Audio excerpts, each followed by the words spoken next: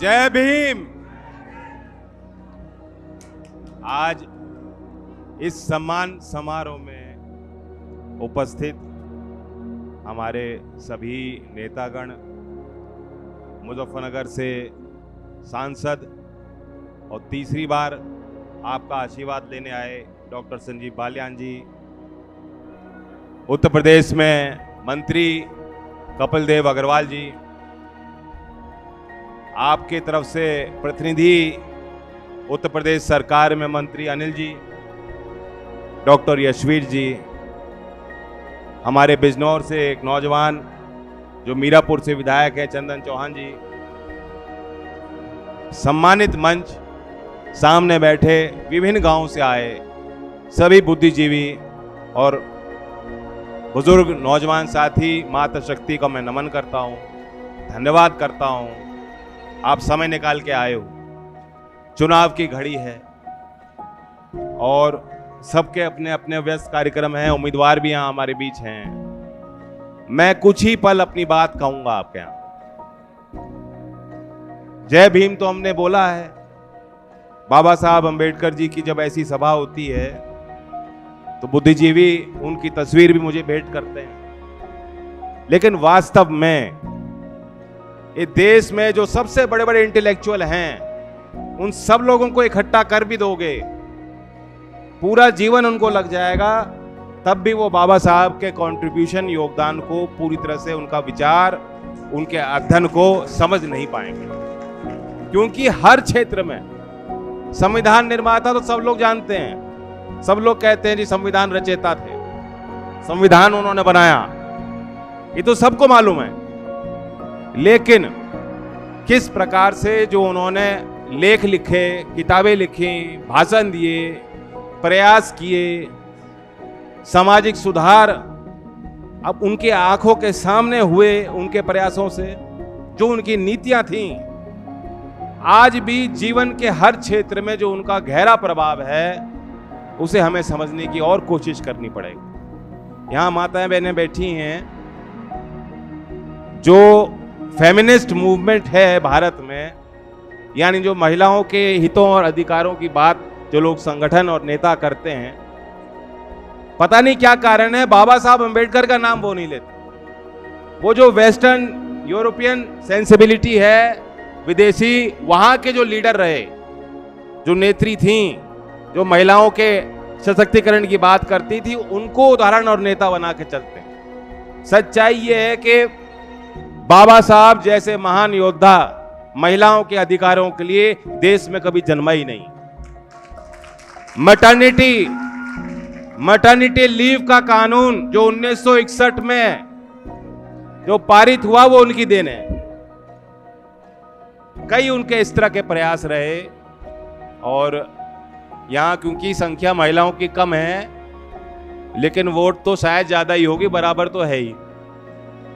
तो मैं आप सबसे भी कहूंगा, चुनाव की घड़ी है, आपने सबने हाथ खड़े कर दिए, बात सिर्फ आप तक सीमित नहीं है, घर में महिलाओं की, वो महिला परिवार की भी कर्ता बन रही हैं, और अब जो योजना बन रही है उसमें मुख्य कर्ता भी महिलाओं को रखा गया है। आज बैंक अकाउंट और मोबाइल फोन खुद महिला चला रही हैं, और घर के फैसले, सामाजिक राजनीतिक फैसलों में भी बढ़ चढ़ के हिस्सेदारी, भागीदारी महिलाओं की है। तो इसलिए आप कम आई हो, ये भी दौड़ेंगे, प्रयास करेंगे अपने घर में। आपको भी मेहनत करनी है कि जो हमारा यहाँ प्रयास है, जो मंच हमारा साझा बना है, मुजफ्फरनगर में कमल का फूल और बिजनौर में हमारे हैंडपंप का जो सिंबल है, उसको भरपूर वोट मिल सके। मैं समाज को ये भी आग्रह करता हूं कि आपको अपने मुद्दों को आगे रखना है। 2 अप्रैल की जो घटना है, कुछ लोग भूल गए होंगे, उन बातों को मैं नहीं भूला हूं। और हम लोग सरकार में हैं, मेरा मानना है कि वे एक उदारवादी सोच के नाते गलतियां भूल हो जाती हैं, और आखिरकार केंद्र सरकार ने ही अनुसूचित जात के उस न्याय की बात को माना, स्वीकारा और उसके लिए दोबारा संशोधन किया। तो इसलिए उनकी भी मंशा प्रधानमंत्री की यही है, दबे कुचले वंचित समाज को आगे लाया जाए। इसलिए 2 अप्रैल के मामले को भी हम लोग गंभीरता से लेंगे। बाकी अनिल जी बहुत उत्साहित हैं। हम ऐसे समाज की कल्पना करते हैं जो आधारित हो, किसको अवसर मिले, जिसकी काबिलियत, और उसी के अनुरूप मैंने अनिल जी का चयन किया कि आप लोकदल के एक विधायक के नाते मंत्रिमंडल में शपथ लीजिए। बहुत होनहार हैं, काबिल हैं, ऐसा नहीं कि गलती नहीं करेंगे, ऐसा भी नहीं कि सब लोग इनसे खुश रहेंगे, सब लोग किसी से खुश नहीं है। लेकिन मैंने ये बात देखा और मैं जानता हूं जो इनकी कार्यशैली है, सुबह 6 बजे भी अगर मैं फोन करूंगा तो खुद फोन उठाते हैं, और सिर्फ मेरा फोन नहीं उठाएंगे, मैं जानता हूं कि गांव में कोई मुसीबत, कोई समस्या होगी तो आपका भी फोन लेंगे। तो ये बहुत अच्छी प्रभावशाली कार्यशैली है और हम लोग जोड़ना चाहते हैं। लोकदल की तरफ से मैं कहना चाहता हूं कि लोकदल एक जाति की पार्टी नहीं है, कभी नहीं रही। चौधरी चरण सिंह जी भी अब उनको भारत रत्न दिया गया है, अब वो भी यही सामाजिक न्याय की लड़ाई लड़ते थे जिसकी पहचान आप बाबा साहब भीमराव अंबेडकर जी से जोड़ते हो। वही लड़ाई चौधरी चरण सिंह जी की रही, तो हमारी तो वही पार्टी है और हमारी कोशिश है कि सभी वंचित समाज के लोगों के उत्थान के लिए हम काम करें। अध्यक्ष जी ने जिक्र किया कि 30% विधायकों को कहा गया, 30 नहीं है 35% है। और अभी मैंने राज्यपाल बालियान जी को चिट्ठी लिखी है कि जो अल्पसंख्यक समाज के लोग हैं, जैन समाज, सिख समाज, मुसलमान समाज, उनको भी 16%, जहां जिसकी संख्या जितनी उसकी उतनी भागीदारी होनी चाहिए। तो टोटल मिला के 51% विधायक निधि उस समाज के उत्थान में खर्च होनी चाहिए जो वाकई सबसे गरीब और पिछड़ा है। और हम लोग इनकार नहीं कर सकते, गरीबी गुर्बत है।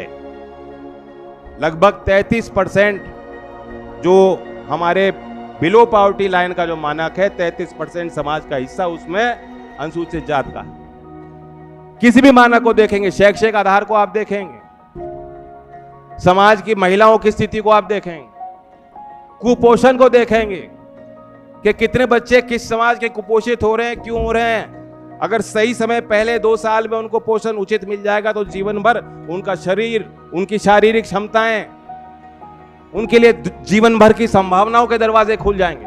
और देखा जाता है कि ज्यादातर अनुसूचित जात ऐसी जो फैमिली है, परिवार है, वहां बच्चे ज्यादा कुपोषित। तो ये सब क्यों हो रहा है?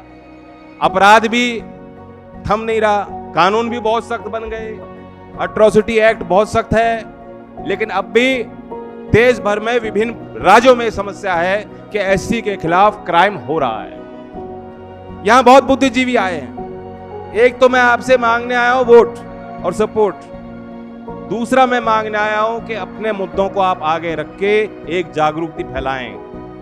बड़ा इशू है, 1980 से केंद्र सरकार में एक योजना चली जो सेंट्रल स्कीम है, एससी के लिए अलग से प्लान बनाया गया और जितने देश में मंत्रालय हैं उनको जो निधि दी जाती है उसका एक हिस्सा खर्च करने को उनके लिए अनिवार्य है कि अनुसूचित जात के लिए खर्च किया जाएगा। लगभग 40-42 मंत्रालयों का पैसा इकट्ठा करके एक प्लान बनाया जाता है और राज्य सरकार के राज्य स्तर पे भी वही चीज है, वही अनिवार्यता है। लेकिन पाया क्या जाता है कि जो पैसा है, जो कोष बनाया गया है, वो बनाया गया एससी के नाम से, लेकिन खर्च कर दिया जाता है दूसरी जगह, या समय पे जो उनको जिस कोष में जो रिक्वायरमेंट है कितने फंड की, वो राज्य स्तर पे बजट में उसको आवंटन ही नहीं किया जाता। ये मैं नहीं कह रहा हूं, इस क्षेत्र में जानकार जो विश्लेषण करते हैं सब लोग जानते हैं। और अगर ऐसा नहीं होता तो आज अपनी गांव और बस्ती को आप घर की स्थितियों को देखोगे तो जो सुधार होना चाहिए था वो हो नहीं पा रहा। योजना बनती हैं, योजनाएं अच्छी बनती हैं, नीचे वो प्रभावी और कारगर तब होंगी जब ऊपर लोग अच्छे बैठे होंगे और दूसरे जो जनता, जो लाभार्थी है, जिसको लाभ मिलना है, वो अपने अधिकारों के लिए सचेत रहेगी, सजग रहेगी। तो मैं कहना चाहता हूं कि कर्नाटक में, आंध्र प्रदेश में, उत्तराखंड में, तमिलनाडु में इस एससी प्लान की अनिवार्यता को लागू करने के लिए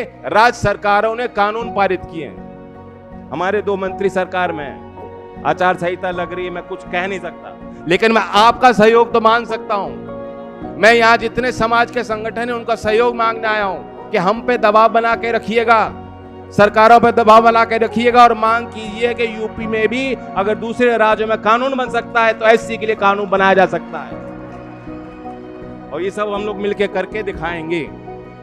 तो इसलिए मैं फिर धन्यवाद देता हूं। घड़ी रुकती नहीं किसी के लिए।